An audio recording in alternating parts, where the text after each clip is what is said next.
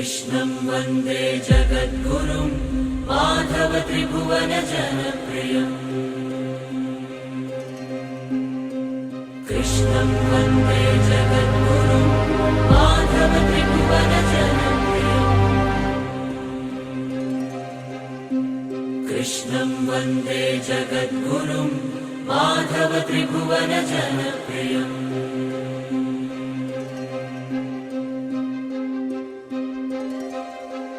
ఓం శ్రీకృష్ణ సద్గురవే నమః.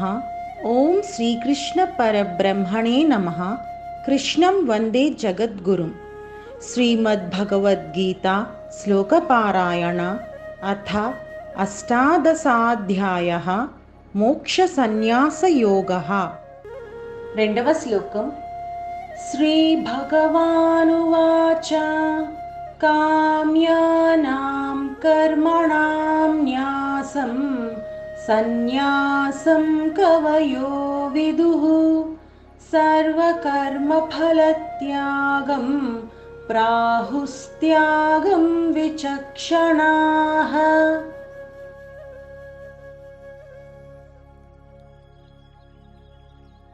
పద విభజన. కామ్యానాం కర్మణాం న్యాసం సన్యాసం కవయః విదుః సర్వ కర్మఫల త్యాగం ప్రాహుః త్యాగం విచక్షణాః. తాత్పర్యం: కామ్యకర్మలను వదలడమే సన్యాసమని కొందరు పండితులు అంటారు. సమస్త కర్మఫలాన్ని త్యజించడమే త్యాగమని మరికొందరు పండితులు అంటారు అని భగవానుడు తెలియజేస్తున్నాడు.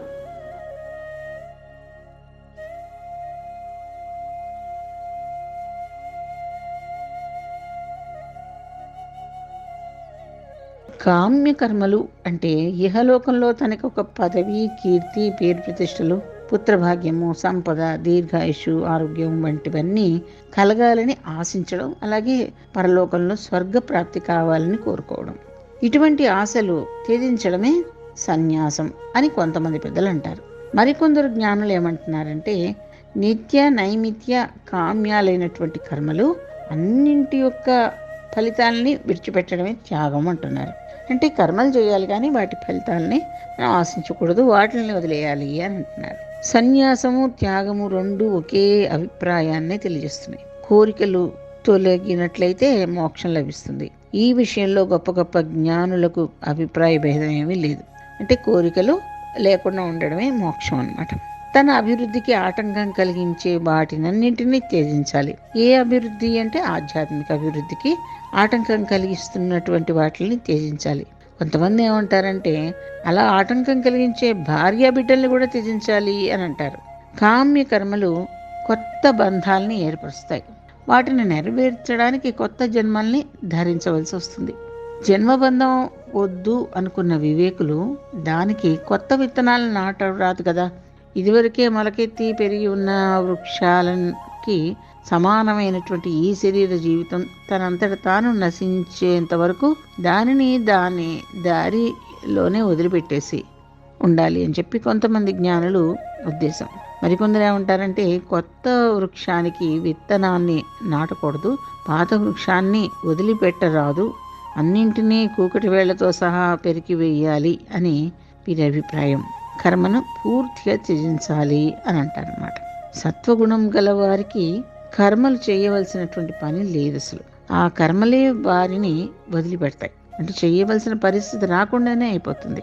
బలవంతంగా ప్రయత్నించినా వారికి కర్మలు చేయడానికి సాధ్యం పడదు. భగవంతుడు వారిని చేయనివ్వడు. సత్వగుణ సంపన్నుల కర్మల అన్నింటినీ కూడా భగవానుడు వదిలింపచేస్తాడనమాట. అంటే మనం సత్వగుణంలో ఉంటే మన కర్మలు ఆటోమేటిక్గా మనం చేయాల్సిన అవసరం రాకుండా అవి తొలగిపోతాయి అంటున్నారు ఇక్కడ. కానీ సత్వగుణం కలిగి ఉండలేని మానవులు ప్రపంచ కార్యాలన్నింటినీ గమనించాలి. ఒక ధనవంతుని యొక్క బంటులాగా తనను భావించుకొని ఇంటి పనులన్నింటినీ చేయాలి. ఇదే కర్మయోగం అనబడుతుంది.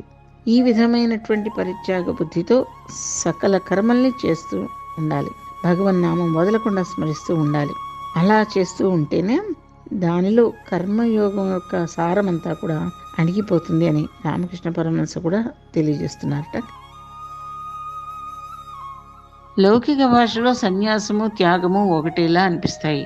ప్రాపంచిక వస్తువుల్ని, ఆ వస్తువుల కోసం అన్వేషించడాన్ని విడిచిపెట్టడాన్నే సన్యాసం అని అంటూ ఉంటారు. కానీ ఇక్కడ భగవద్గీతలో చెప్తున్న సన్యాసానికి లోపల ఆసక్తి లేకుండా ఉండడం అనేది ముఖ్యం. భౌతికంగా ఆ వస్తువుని కానీ ఆ పనిని కానీ వదిలిపెట్టకపోయినా పర్వాలేదు. ఆ వస్తువు అన్నా ఆ పని అన్నా ఏ ఆసక్తి లేకుండా ఉండడమే అసలైన సన్యాసం. ఈ సందర్భంలోనే సన్యాసాన్ని త్యాగాన్ని సూక్ష్మంగా విడదీస్తారు. పనుల్ని సాధారణంగా పురుగొల్పే కోరికల్ని, స్వార్థపరమైన ఉద్దేశాలని, నాకు వాటితో ఏ సంబంధం లేదు అనే నిశ్చయంతో పక్కకి నెట్టివేయడమే సన్యాసం. అన్ని పనుల నుంచి వచ్చిపడే తప్పనిసరి ఫలితాలను గుర్తుపట్టకుండానే ముందస్తుగానే విడిచిపెట్టడాన్ని త్యాగమని అంటారనమాట.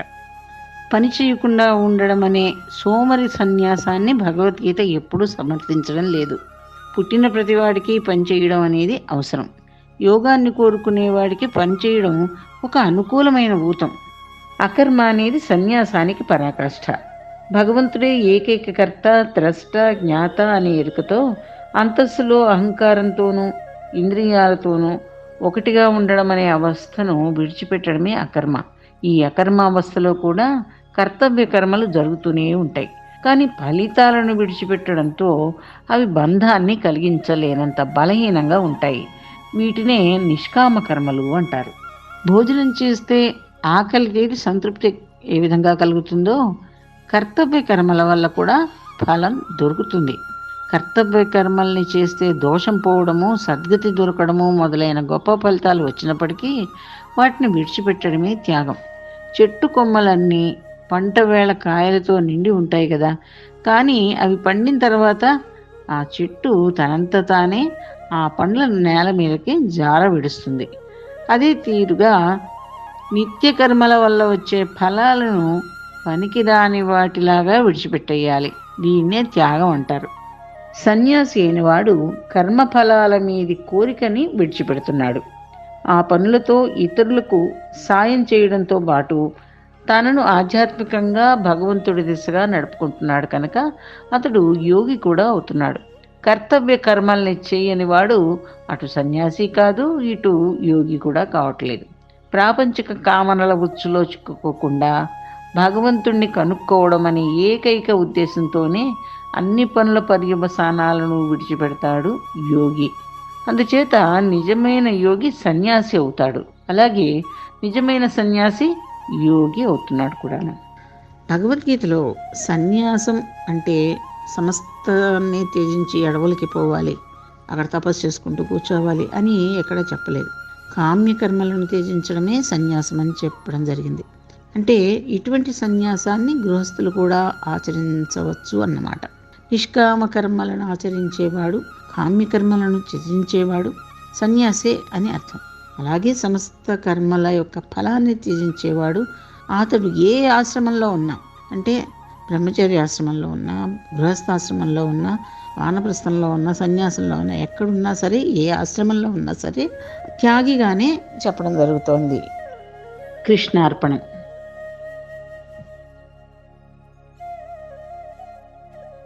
కామ్యానాం కర్మణాం న్యాసం సన్యాసం కవయో విదుః సర్వకర్మఫలత్యాగం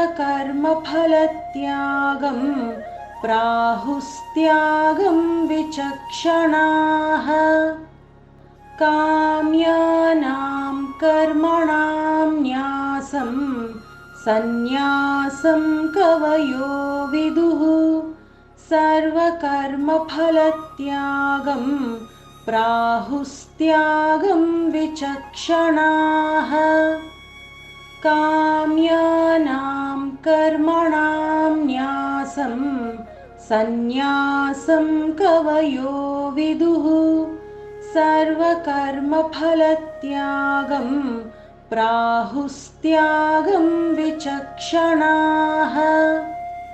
కామ్యానాం కర్మణాం న్యాసం సన్యాసం కవయో విదుః सर्वकर्मफलत्यागं प्राहुस्त्यागं विचक्षणाः काम्यानां कर्मणां न्यासं सन्न्यासं कवयो विदुः सर्वकर्मफलत्यागं प्राहुस्त्यागं विचक्षणाः।